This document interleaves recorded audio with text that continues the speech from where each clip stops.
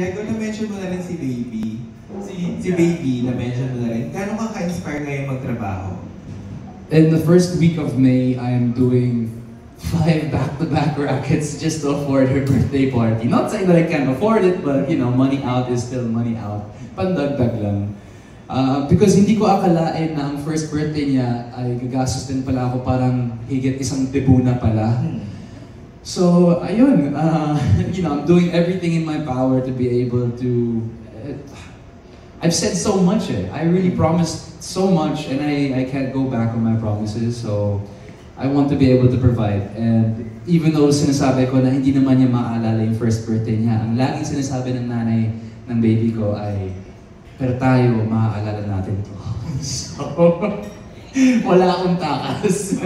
But yeah, if you ask me how inspired I am,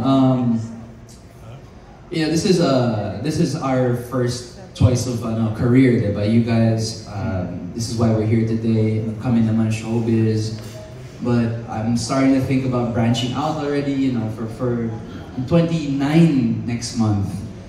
So nagsimula na ako magnegosyo, which I never thought I'd enter before, and it doesn't end. It keeps on going. Ang dami ko ng mga ibang ginagawa na sideline na trabaho.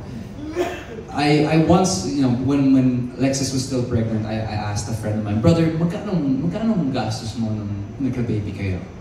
Sabi, bro, I'm still counting. It doesn't end. It just keeps on going. So I'm like, okay, roughly I have a vague idea now. So, it never ends. I was asking Direk Mac backstage, guys, I fly in on this date from Japan, and then the next day dapat mag-Cebu ako, then the next day Bohol, then after that Mindanao. Gawin ko ba? Sabi Direk, depende. Please, from your mouth, Direk. Sabi niya, sabi ko, if the remuneration is worth the aggravation, yun. So, then do it. You're young. So pretty much, I'm the other day, kwento ko lang, last weekend, we drove 5 hours to Nueva Ecija, 5 hours to Pangasinan. From Pangasinan, I drove 7 hours back to Caloocan, and then that was all in 20, a little more than 24 hours. 21 hours on the road pa lang, just to do 3 back-to-back rackets. So, yeah, I'm very motivated.